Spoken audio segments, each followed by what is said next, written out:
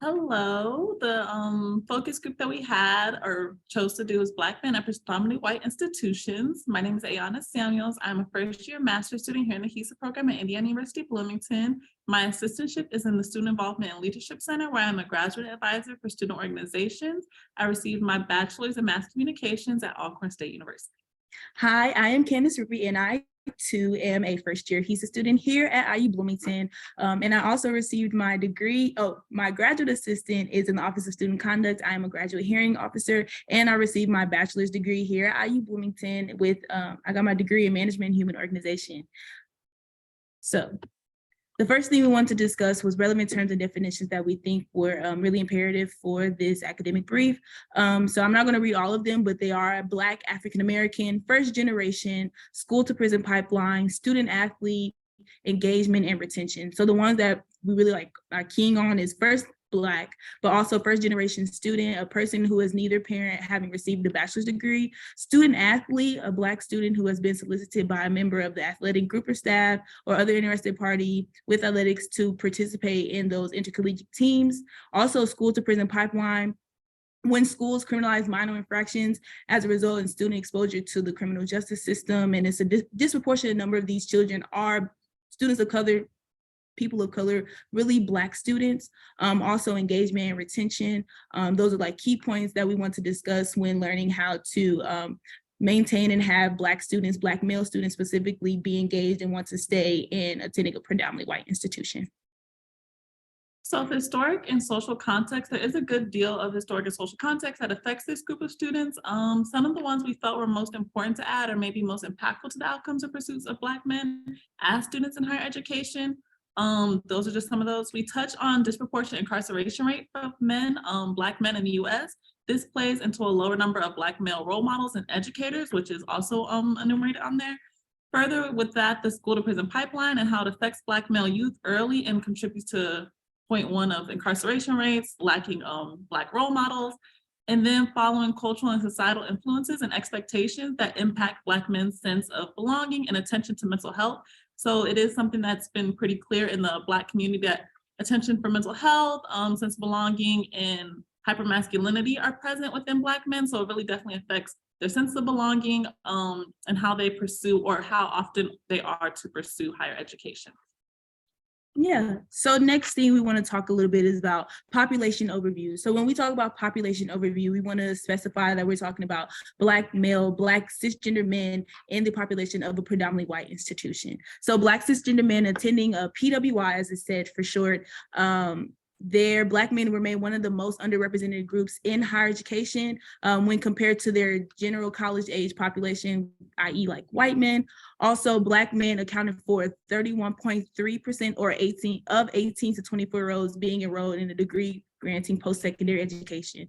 So just a little bit about these two graphs that we have. So the first graph is the total enrollment of undergraduate Black and white men in degree granting post-secondary institutions. So as you can see, we use the data from 2017 to 2020, and you can see on the left side is of the white men, and you see that even though their numbers may have shifted very minutely or very minusculely, their numbers are still high.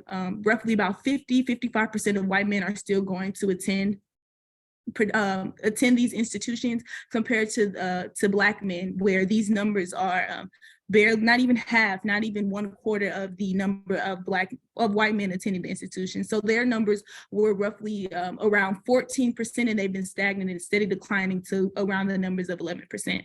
So next, I want to look at the total enrollment of undergraduate Black women and men attending a predominantly white institution in these degree granting post-secondary institutions. So as you can see, the orange represents the Black women and the green represents Black men. So their numbers are still low, maybe compared to their white counterparts, but you can still see that from 2017 to 2020, there still was the same or stagnant amount of Black women who were attending these institutions. However, you can see that for the men over these 4 years, their numbers have steadily declined, which is really worrisome, which is why we wanted to bring attention to Black men at predominantly white institutions and what there needs to have or what strategies should be placed in order for them to continue to retain and be and graduate at these predominantly white institutions. Yeah, and this data was collected from the U.S. Department of Education. Yes. So for diversity and population, the demographic areas of diversities we addressed are first generation students, Black males, first generation Black male students, queer Black men, and Black men student athletes or Black male student athletes. Those were, of course, not the only demographics that make up the student population, but those were some of the key ones that we wanted to address. Predominantly, or most of them have been shown to be first generation and or student athletes, while as far as for queer Black students or Black male students, the numbers aren't really as present as would be like. The numbers could be much higher or much lower, as most of that community, it seems to not self-disclose their identity within that community or population. For the collegiate experience, so we pinpointed a couple of things that really affect Black male students in their collegiate experience. These were the main ones that we wanted to touch on that we think as student affairs professionals, we will be able to impact or help with the most and facilitate strategies for support. Black students face a mental health crisis and have to draw upon grit and heavy resistance capital to make it through even just navigating the collegiate space, let alone predominantly white institutions. The issues of microaggressions and stereotypes that often leave Black male students to feel isolated and outcast in predominantly white institutions and spaces.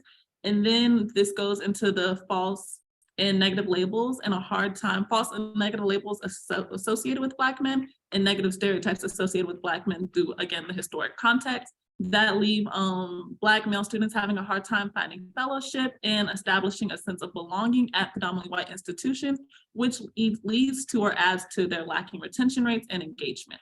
Yeah, so a strategy when we were talking about thinking of what can professionals do to help Black men students, one is to facilitate conversations, mentorship, and having those mental health, have them help with their mental health and try to help destigmatize the issues of mental health, and also talk about the instances of toxic masculinity and how those can be harmful and how we can dismantle that in order for Black men to be successful on predominantly white institutions. We also need to address the racism that happens and the microaggressions, as Ayanna mentioned earlier, that is happening on those campuses and what we as professionals can do to dismantle that. Really, I hate to say dismantle the system because that won't work, but what things can we do to recreate policy and implement policies that are really targeting Black men, because those are the numbers that we're seeing are steadily declining within these recent years. And one of our strategies for support and what we found that has also worked is white faculty members also making a connection or building relationships with some of the Black male students. Students found that they were able to had higher retention rates, even if they just had a mentor, whether it was a Black male mentor that was often more helpful, but also building in that sort of professional development for white faculty members to be able to connect with those students of that population.